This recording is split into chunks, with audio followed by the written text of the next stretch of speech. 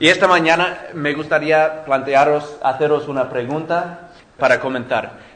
Como creyentes y como amadores de Dios, como seguidores de Jesucristo, ¿cómo debemos relacionarnos con nuestro entorno, con nuestro mundo? Este mundo donde la gente y la sociedad nos dice, pues tú puedes creer lo que te dé la gana, pero no me digas nada acerca de que yo necesito creer en Jesús. Este mundo que dice, pues el sexo solo para dentro del matrimonio, ¿qué va? ¿Estás loco? Venga, a la orgía. Sexo a tope. Y si no me crees, pues solo hay que poner la tele. Este mundo que nos dice que tenemos que salvar las ballenas, pero al matadero con los niños no nacidos. Es lo que creen muchos. Este mundo que define el éxito en términos de dinero, de títulos, de casas, de coches, cueste lo que cueste, incluso si tienes que engañar y cotillear y pisotear a los demás en el camino. Este mundo donde un valor principal es conseguir lo que tú quieres, porque la vida se trata de satisfacer tus propios deseos. Y como he dicho, si no me crees, pues solo hay que poner la tele, porque está ahí, o hablar con los vecinos o tus compañeros de clase. ¿Cómo nos relacionamos con esta gente, con este mundo que nos rodea? ¿Cómo amamos a Dios en medio de este entorno? Y esto va por vosotros, estos chavales que están aquí delante. ¿Cómo vivimos como hijos e hijas del Rey de Reyes en medio de un mundo que es muy corrupto? Pues vamos a ver cómo lo hicieron unos chavales en el Antiguo Testamento que se llamaban Sadrach, Mesach y Abednego, con sus nombres babilonios. Su historia se encuentra en el libro de Daniel y vamos a empezar por el principio, Daniel capítulo 1, versículos 1 a 7.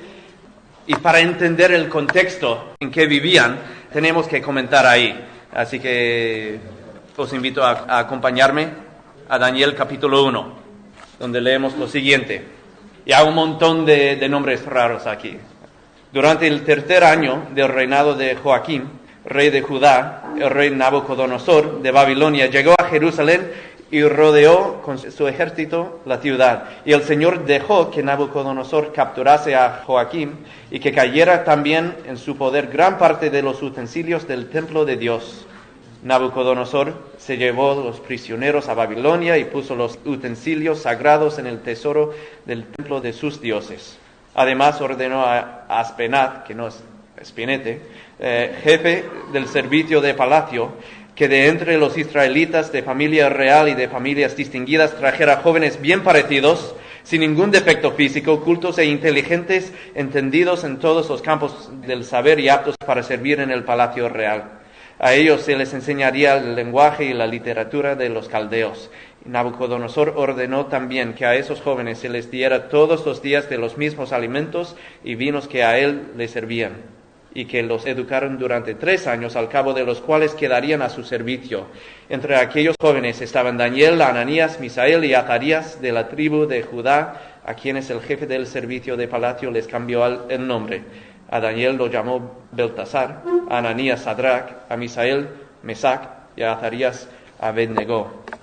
Y aquí descubrimos algo importantísimo sobre su mundo. La nación de Judá, que se ve ahí, Damasco, Samaria, Jerusalén, la nación de Judá se ha rebelado tanto contra Dios, que Dios por fin deja que el gran imperio de Babilonia la derrote. Y en aquel entonces lo que los grandes imperios solían hacer al conquistar una nación era capturar a los jóvenes más capacitados, los más prometedores, y los mandaban a otro sitio para sacar a los futuros líderes de su entorno, de su país, y así debilitar la nación conquistada. Y entonces estos jóvenes inteligentes se adaptarían a la cultura de Babilonia, a su religión, sus costumbres, su manera de pensar, su manera de vivir, y en principio dejarían de ser judíos. Y esto es lo que intentan hacer Nabucodonosor. Y Dios, fijaos, Dios deja que lo haga. Dios deja que lo haga. Daniel, Sadrach, Mesach, Abednego, o Ananías, Misael, Azarías, son llevados cautivos a un nuevo entorno, una nueva ciudad, una nueva cultura que no es suya, donde Yahvé no es honrado como Dios. Y los valores son totalmente diferentes. Incluso vemos aquí en el versículo 7 que los oficiales les cambian los nombres hebreos por nombres babilonios, ejerciendo una cierta autoridad sobre ellos, intentando cambiar su identidad para hacerles encajar mejor en su nuevo entorno. Y fijaos, Dios deja que lo hagan, que todo esto suceda. Parece que Él quiere que vivan en este entorno nuevo, en este mundo pagano donde la gente no reconoce, no honra a Dios. Creo que ahí es donde vemos un principio muy importante, que Dios quiere que nosotros vivamos en un mundo, dentro de un mundo, en un entorno que no le honra, en esta sociedad que en general Él no es reconocido como Dios. Y a veces creo que es un poquito fácil de olvidar. O tal vez pensemos que sería bonito, sería ideal vivir en un lugar apartado del mundo, donde solo haya creyentes, y sería una vida muy bonita. Sería un poquito como vivir en un monasterio, para perder contacto con el mundo y el pecado y los pecadores y todo eso.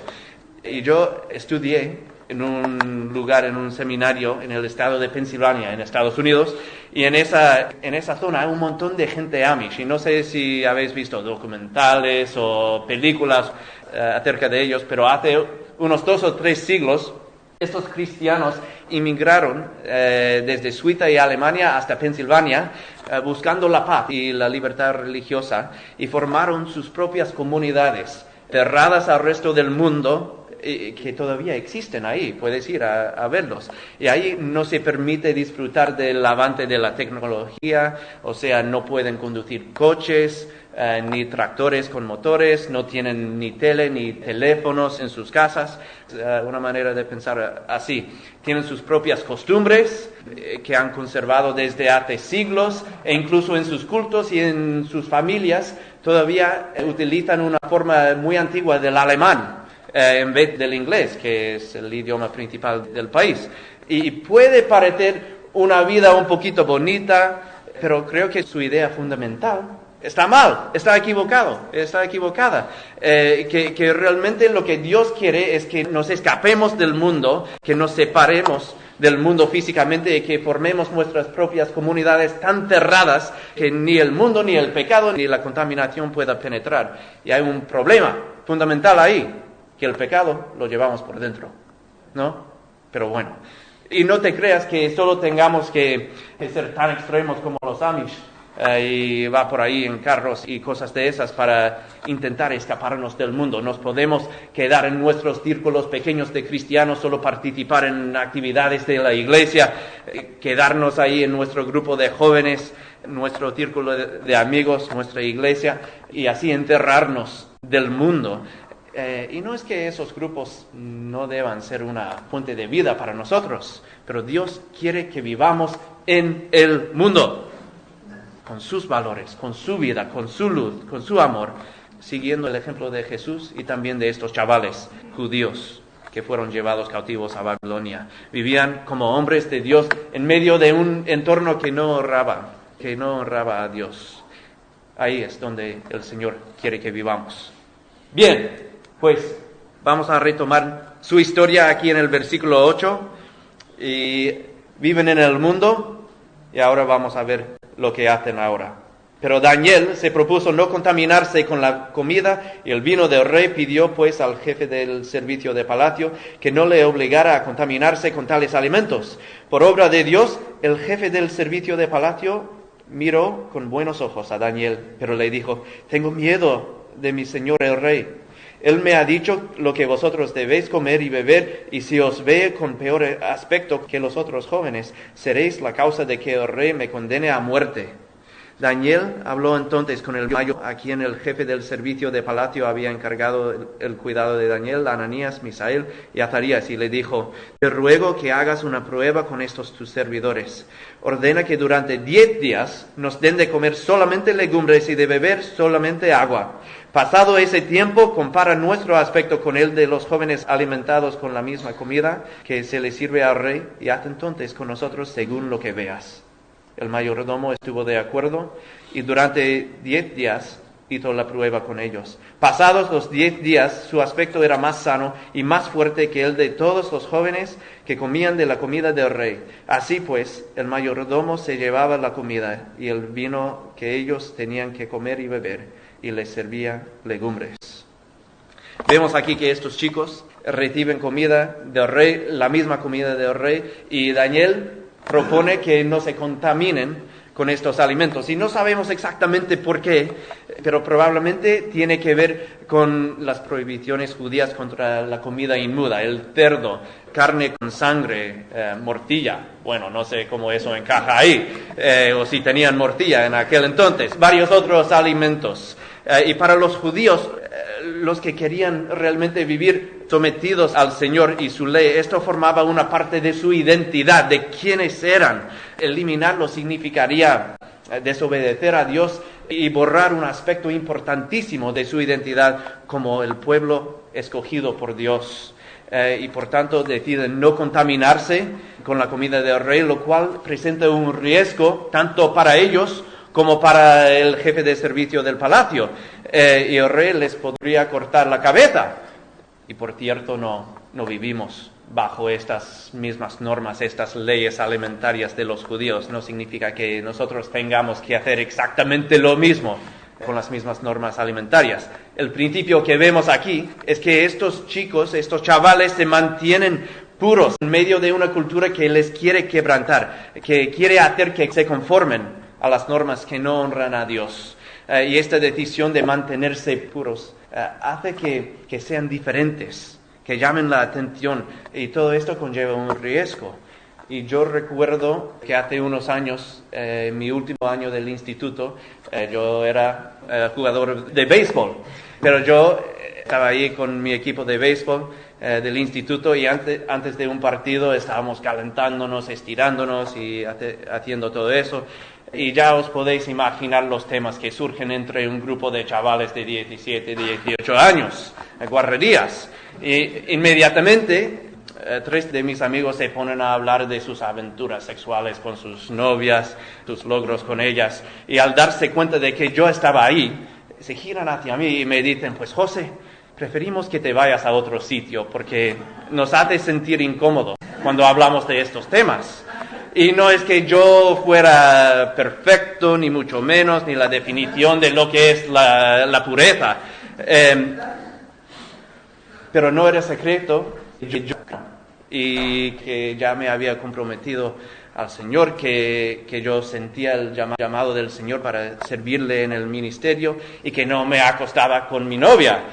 Y todo este compromiso, que no me iba a conformar al comportamiento sexual de mis compañeros, pues me costó conversaciones. Sé que me costó unas invitaciones a ciertas fiestas de mis amigos, me costó algo de exclusión social. La verdad es que poniendo la mirada hacia atrás, no me arrepiento de haber sido excluido por esa causa, y la verdad es que mi mujer tampoco se arrepiente del hecho de que me mantuviera puro en ese sentido, y mis hijas, cuando se enteren de la cosa, tampoco. Total, tenemos que vivir de una manera correcta, de una manera pura, dentro de un mundo corrupto. Estos chicos en Babilonia se mantienen puros dentro de una cultura que está intentando quebrantarlos. Y si no has sentido esa presión, chavales por aquí, guapas por ahí, muy pronto vais a sentir esa presión de no manteneros puros y fieles a Dios. Tercero, la tercera cosa que vemos aquí es que estos chicos son chicos capacitados en aquel entorno. El plan del rey era darles una formación de 3 años para que después pudieran servir en el palacio en un puesto muy alto. Y esta formación probablemente era una de las mejores de aquel entonces, de aquel mundo. Y leemos al final de Daniel 1 que el rey habló con ellos, y entre todos los jóvenes no encontró ni uno solo que pudiera compararse con Daniel, Ananías, Misael y Azarías, quienes por lo tanto quedaron al servicio del rey. Han recibido una formación en su mundo y están ocupando puestos importantísimos en el gobierno, y como resultado tienen la oportunidad de influir a otros, de darle honor a Dios delante de gente muy poderosa. Son ejemplos, como justamente hemos cantado, son ejemplos de lo que es alabar y amar a Dios con toda nuestra mente, con todo nuestro ser, con todo nuestro corazón. Y a veces quizás, ahora me dirijo un poquito más hacia aquí, hacia ahí, que quizás pensemos que a Dios no le importa mucho si estudiamos, si nos formamos o no, pero Dios quiere que le sirvamos con todo lo que somos. Y esto no quiere decir que si no se te dan las matemáticas, que Dios esté enfadado contigo, o que Dios solamente ame a los empollones de la clase, o a los que se gradúan de la universidad. Si eres mecánico o peluquera o lo que sea, hazlo con todas tus fuerzas para la gloria del Señor. Y también creo que a veces podemos caer en el error de pensar que si vamos a agradar a Dios y vivir por Él y para Él, tenemos que ir al seminario y hacernos pastores y misioneros como un servidor, pero tampoco es así. Y no es lo que vemos aquí en las vidas de estos chavales en Babilonia. No son pastores, no han ido al seminario. Y jóvenes, prestadme atención por un momento. Y si no apreciáis esto ahora mismo, quizás en 2 o 3 años lo apreciaréis. Porque lo que necesitamos en este mundo no solamente son pastores y misioneros, sí, necesitamos gente así, pero lo que necesitamos son más cristianos que influyan en el mundo de la política, como Martin Luther King Jr., William Wilberforce, que ayudó a abolir la esclavitud en Inglaterra. Necesitamos cristianos que influyan en el mundo de las ciencias, como Nicolaus Copérnico, Johannes Kepler y George Washington Carver, de hace un siglo más o menos, que él hizo algo muy interesante. A ver dónde está. Que él descubrió más de 300 usos para la cacahuete. Y dices, pues eso me importa una cacahuete. Pues no, para los de Estados Unidos, sobre todo los del sur, había mucha pobreza en aquel entonces, porque ya habían destrozado la tierra, sobre todo en el sur, y no sabían qué se podría cultivar. Y él salvó y alivió mucha pobreza, porque de hecho, antes de hacer sus experimentos con la cacahuete, él oraba: Dios, enséñame tus diseños para la creación. Y el Señor le enseñó más de 300 usos para la cacahuete y un montón de otras cosas. Pero necesitamos cristianos en el mundo de las ciencias, necesitamos más cristianos en el mundo de las artes, componiendo música como Handel y Bach, componiendo música como Guillermo Campos, pintando obras como El regreso del hijo pródigo de Rembrandt, del país de Guillermo Campos. Todas las piezas de Michelangelo. Nos hacen falta poetas, escritores que pueden escribir novelas que expresen la fe cristiana de forma creativa, como El Señor de los Anillos de ese hombre, Tolkien, y también las Crónicas de Narnia, como C.S. Lewis. Si el Señor te está llamando a ser pastor o misionero, genial, pero Dios no solamente necesita pastores y misioneros, también quiere que sus hijos le sirven en todo ámbito, como médicos, como abogados, como mecánicos. El Señor sabe que necesitamos mecánicos honestos, peluqueras, maestros, arquitectos, carpinteros, artistas, enfermeras y chavales y chavalas. Por ahí, la fila de las guapas de la tecnología. El Señor quiere que os forméis dentro de este mundo para poder brillar su luz a un mundo muy oscuro, un mundo que os necesita, ya mismo y también en 10 o 15 años. Es lo que vemos en Sadrach, Mesach y Abednego. Se forman dentro de ese mundo. Pero la verdad es que esto de brillar la luz del Señor no siempre será muy fácil. Vamos a ver otra parte de la historia de estos chavales en el capítulo 3 de Daniel. Y Daniel 3, 13 a 23. Y aquí lo que vemos es que Nabucodonosor ya había hecho una estatua enorme que probablemente representaba todos los dioses de todos los pueblos conquistados por el imperio. Y Nabucodonosor ordena que cuando se escuche la música de una orquesta, que toda la gente, cada persona en todo el imperio tenga que arrodillarse y adorar esta imagen. Y pueden creer lo que les dé la real gana en casa, pueden hacer lo que quieran en privado, pero en público tienen que arrodillarse y honrar esta estatua y los dioses falsos que representa.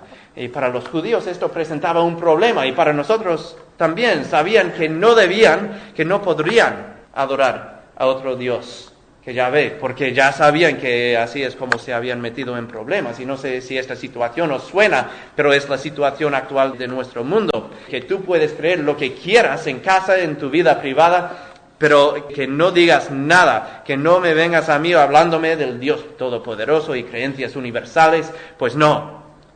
Y en el versículo 12 descubrimos que alguien se chiva al rey con estos judíos, Sadrach, Mesach y Abednego, y lo que leemos de aquí en adelante es nada menos que impresionante. El versículo 13 de capítulo 3. Nabucodonosor, muy furioso, mandó que llevaran ante él a Sadrach, Mesach y Abednego. Una vez en su presencia les preguntó: ¿es verdad que vosotros no adoráis a mis dioses ni a la estatua de oro que yo he mandado hacer? ¿Estáis dispuestos tan pronto como oigáis la música a inclinaros ante la estatua que yo he mandado hacer y adorarla? Porque si no la adoráis, seréis arrojados inmediatamente a un horno encendido. ¿Y qué Dios podrá entonces salvaros? No tenemos por qué discutir este asunto, contestaron los 3 jóvenes. Nuestro Dios, a quien adoramos, puede librarnos de las llamas del horno y de todo el mal que su majestad quiere hacernos, y nos librará. Pero aun si no lo hiciera, sepa bien su majestad que no adoraremos a sus dioses ni nos arrodillaremos ante la estatua de oro. Al oír Nabucodonosor estas palabras, la cara se le puso roja como un tomate de ira contra los 3 jóvenes. Ordenó que se calentara el horno 7 veces más de lo normal, y luego mandó que algunos de los soldados más fuertes de su ejército ataran a Sadrach, Mesach y Abednego y que los arrojaran a las llamas del horno. Los 3 jóvenes, vestidos todavía con la misma ropa de los altos cargos que ocupaban, fueron atados y arrojados al horno ardiente. Y como el rey había mandado que su orden se cumpliera al instante, y el horno estaba muy encendido, las llamas alcanzaron y mataron a los soldados que habían arrojado en él a los 3 jóvenes, los cuales cayeron atados dentro del horno. Estos chicos tienen cajones grandes y de oro. Y yo me pregunto, ¿de dónde vienen estos cajones? ¿De IKEA? ¿De Mercamueble? ¿De dónde han venido? Pues yo os planteo que vienen de su amor profundo por su Dios, porque le aman por quien es y no por lo que les da. Y esta confianza, esta fe les permite decir al rey más poderoso del mundo: pues sabemos que nuestro Dios es más poderoso que tú, nos puede salvar y creemos que lo hará. Pero incluso por alguna razón no lo hace, que sepas bien que no nos vamos a rendir, no adoraremos a nadie excepto a nuestro Dios. Punto. Si Dios no nos salva de la muerte, nos va a salvar por medio de la muerte. ¡Toma! Rey! ¡Qué valor, qué firmeza, qué cajones! Pero Nabucodonosor se enfada más aún. Puede que no me inviten a predicar aquí más. Nabucodonosor se enfada más aún. Ordena que se caliente el fuego de este horno 7 veces más de lo normal, tanto que ni los soldados más fuertes del imperio puedan aguantar el calor y mueren por el calor, se caen ahí de este infierno. Y yo os pregunto, ¿habéis tomado golpes por vuestra fe? Porque estos chicos sí, están recibiendo unos golpes, una paliza. Y es la realidad de vivir en nuestro mundo, que si todavía no has tomado algún golpe por tu fe, lo vas a recibir si sigues viviendo por el Señor con todo tu corazón. A veces la gente es muy pasota, muy indiferente, pero a veces nos toca ser firmes en nuestra fe en Cristo, en los valores que Él nos ha dado, y tarde o temprano, si todavía no te ha pasado, te tocará ser firme, cueste lo que cueste, y quizás te van a arrojar al infierno, a un horno infernal, como hicieron a estos chavales. Pero Dios no quiere que te rindas, no quiere que des el brazo a torcer. ¿Por qué? Porque no estarás solo en ese horno. Fijaos en los siguientes versículos. Entonces Nabucodonosor se levantó rápidamente y muy asombrado dijo a los consejeros de su gobierno: ¿no arrojamos al fuego a 3 hombres atados? Así es, le respondieron. Pues yo veo 4 hombres desatados que pasean en medio del fuego sin que les pase nada, y el 4.º hombre tiene el aspecto de un ángel. Y diciendo esto, Nabucodonosor se acercó a la boca del horno y gritó: Sadrach, Mesach, Abednego, siervos del Dios Altísimo, salid y venid aquí. Los 3 salieron de entre las llamas, y todas las autoridades de la nación allí presentes se acercaron a aquellos hombres cuyos cuerpos no habían sido tocados por el fuego, y comprobaron que ni un pelo de la cabeza se les había chamuscado, ni sus vestidos se habían destruido, ni siquiera olían a quemado. El rey mira y dice: pues, ¡ostras! ¿Qué ha pasado aquí? ¿No eran 3 hombres que hemos arrojado al fuego? Y ahora hay 4, y este 4 tiene un aspecto de un ángel, un hijo de los dioses. Y parece que Dios, y algunos dicen que esto de hecho era una manifestación preencarnacional, vaya palabra, de Jesús, que se mete al horno con ellos. Y si sabes que Dios se va a quedar a tu lado en cualquier situación, puedes hacer frente a cualquier oposición, cualquier desafío, cualquier persecución, a cualquier situación de la vida. Y muchas veces creo que es nuestra tendencia, por lo menos es la mía, de querer escaparnos del sufrimiento, incluso el sufrimiento por nuestra fe. Pero lo que vemos vez tras vez tras vez en las Escrituras es que Dios se queda al lado de sus hijos. Dios está con nosotros en el sufrimiento por su causa, porque este es el mismo Dios que dijo a Samuel que ungiera a David, a un joven David, como rey de Israel, y después que deja pasar unos 15 años antes de que David sea coronado, 1 década y media durante de que David tiene que huir de Saúl, porque Saúl se ha vuelto loco, tiene que esconderse para salvarse la cabeza. ¿Y dónde está Dios ahí en el desierto cuando David está huyendo de Saúl? Pues tenemos los salmos, donde David hace la misma pregunta, y siempre al final de esos salmos, Dios se aparece y se pone al lado de David como un amigo íntimo. Es el mismo Dios que llamó a un joven, Jeremías, a ser profeta, sabiendo perfectamente bien que el pueblo de Israel no le iba a recibir, porque iba a traer unos mensajes muy duros, muy fuertes, que les iban a hacer frente a su propio pecado, e hicieron sufrir a Jeremías muchísimo, persiguiéndole, encarcelándole en varias prisiones, echándole a una cisterna llena de barro, y quién sabe qué más estaba dentro de esa cisterna. ¿Y dónde estaba Dios? La palabra del Señor le llega a Jeremías varias veces, reafirmando este llamado que el Señor le había dado, animándole, consolándole en medio del sufrimiento. ¿Y quién llevó a Jesús al desierto a ser tentado, probado por el enemigo, a este ataque directo del demonio? ¿Quién le llevó? Era el Espíritu Santo que le llevó y que estuvo con él en medio de ese ataque. Este es el mismo Dios a quien hemos cantado esta mañana, que hemos adorado y que está con nosotros hoy. En esta vida, en el mundo que nos rodea, te vas a encontrar con dificultades, en situaciones difíciles, situaciones que ponen a prueba tu fe, y donde sea mucho más fácil rendirte ante la oposición, conformarte. Pero Dios no quiere que lo hagas, porque Él estará ahí contigo. No nos va a abandonar, no nos va a desamparar. Él siempre se mete en el horno con nosotros. Estará con nosotros en la vida, estará con nosotros en la muerte. Y eso nos da una razón por la que podemos mantenernos firmes en nuestra fe. Vale, vamos a aterrizar este vuelo. Sadrach, Mesach, Abednego viven en el mundo, se mantienen puros. Son chicos capacitados, no se conforman. Dios se mete en el horno, ahí al horno con ellos.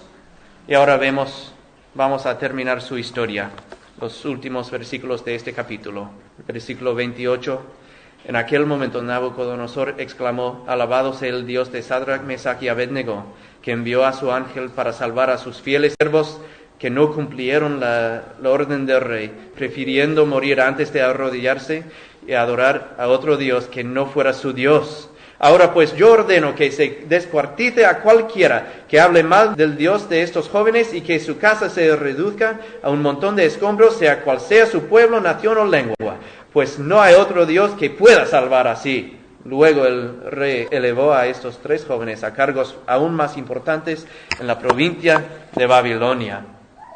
No sé si os fijáis, si habéis captado lo que ha pasado aquí, pero el rey Nabucodonosor se ha quedado flipado por lo que acaba de ver, se da cuenta de que el Dios de estos chicos es más poderoso que cualquier otro Dios de cualquier otro pueblo de las naciones conquistadas ahí, y ordena que no se pueda hablar mal sobre este Dios, porque ¿quién puede salvar como Él?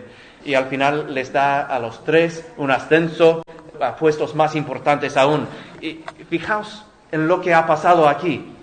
Fijaos lo que han logrado. Su entorno intentó cambiarles, intentó hacerles conformarse, acomodarse, pero por su fe, por su valor, por la presencia de Dios con ellos han transformado su mundo. Ellos han transformado su mundo. Y una última pregunta. ¿Estás transformando tu mundo o estás dejando que el mundo te cambie a ti?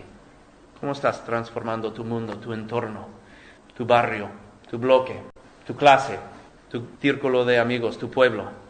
¿Dónde quieres dejar tus huellas en este mundo? Hace tiempo leí la historia de un misionero que me impactó bastante. Este es Padre Damián, y él fue misionero católico de Bélgica a una comunidad de leprosos en Hawái hace unos 150 años.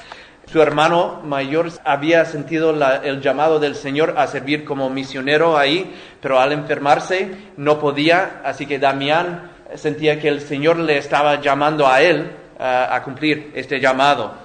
Y al llegar a la colonia de leprosos ahí en Hawái, su arzobispo le avisó: pues Damián, bienvenido, puedes servir entre los leprosos, puedes hacer misas, pero no les toques, porque entonces te contagiarás y eso es una sentencia de muerte. No les toques. Y Damián no le hizo caso. Comió, bebió con los leprosos después de servir entre los leprosos por unos años sin querer. Metió su pie en una olla de agua hirviente y cuando vio la reacción de la piel de su pie, se dio cuenta de que no lo sentía, no sentía la sensación, y se dio cuenta de que se había contagiado con la lepra. Ahora él era leproso. Siguió sirviendo a los leprosos, construyéndoles casas, enseñándoles cómo hacer granjas, compartiendo el amor de Cristo con ellos de forma muy práctica. Y unos 5 años más tarde, en 1889, a los 49 años de edad, pues murió de la enfermedad. Y unos 50 años después de su muerte, de su entierro, el gobierno de Bélgica dijo: pues Damián era uno de los nuestros y queremos que sus restos estén aquí en Bélgica con nosotros. Y las autoridades de Hawái cedieron esta petición, pero con una condición un poquito rara. Dijeron: pues podéis tener sus restos, pero queremos que su mano derecha se quede aquí, en Hawái, porque era la mano que nos tocó.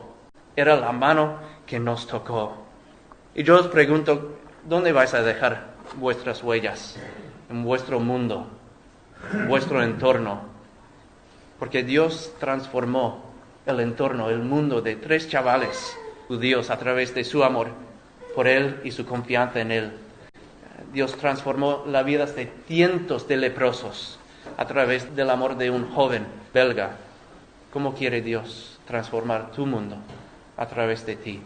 Transformar este pueblo a través de esta iglesia. Vamos a orar.